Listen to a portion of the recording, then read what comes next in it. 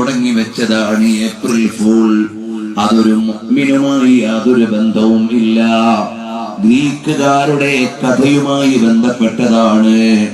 അന്നത്തെ ദിവസവും നമ്മൾ കളവ് പറഞ്ഞുകൂടാ. മുഅ്മിനീങ്ങളായ ആളുകൾ, നല്ലവരായ ആളുകൾ ചെയ്യേണ്ടത് യാ അയ്യുഹല്ലദീന ആമനു തഖുല്ലാഹ വകൂനൂ മഅസ്സാദിഖീൻ.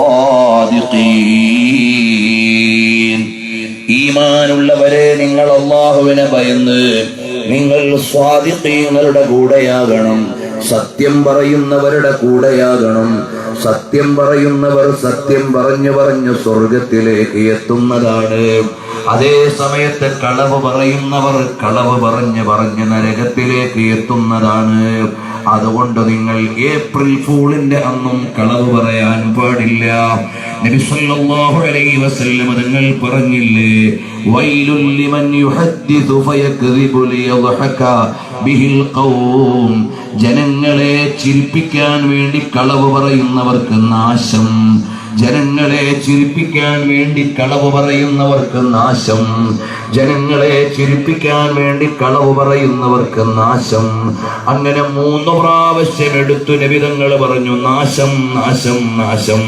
ചിരിപ്പിക്കാൻ വേണ്ടി കളവ് പറയുന്നവർക്ക് നാശം. അപ്പോൾ ഒരു വിശ്വാസിയായ മനുഷ്യൻ ഏപ്രിൽ ഫൂളിന്റെ അന്നും കളവ് പറഞ്ഞുകൂടാ. സത്യം എന്നത് ലോകത്തുള്ള മുഴുവൻ മാനുഷിക മൂല്യങ്ങളുടെയും അടിത്തറയാണ്. അതിനെ ചോദ്യം ചെയ്യാൻ പാടില്ല. നമ്മൾ നല്ല തഖ്വയോടെ ജീവിക്കേണ്ടവരാണ്. ഹറാമിൽ പെട്ടുപോകാൻ പാടില്ല. കളവ് പറയൽ നിഷിദ്ധമാണ്. അത് നരകത്തിൽ പോകുന്നവർ പതിവാക്കുന്ന കാര്യമാണ്.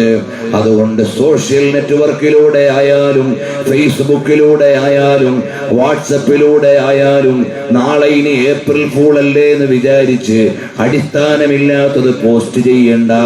പോസ്റ്റ് ചെയ്തത് നിനക്ക് കിട്ടിയത് ഷെയർ ചെയ്യണ്ട. അപ്പോഴും നീ അല്ലാഹുവിന്റെ മലക്കുകളുടെ നിരീക്ഷണത്തിലാണ് എന്നെന്റെ ചെറുപ്പക്കാരോട് ഞാൻ അവസരോചിതമായി ഓർമ്മപ്പെടുത്തുന്നു. അല്ലാഹു തആല തഖ്വയുള്ള ജീവിതം നമുക്ക് നൽകട്ടെ. ഈമാനോടെ ജീവിച്ച് ഈമാനോടെ മരിക്കുന്നവരിൽ ഞങ്ങളെ ഉൾപ്പെടുത്തണേ റഹ്മാനേ.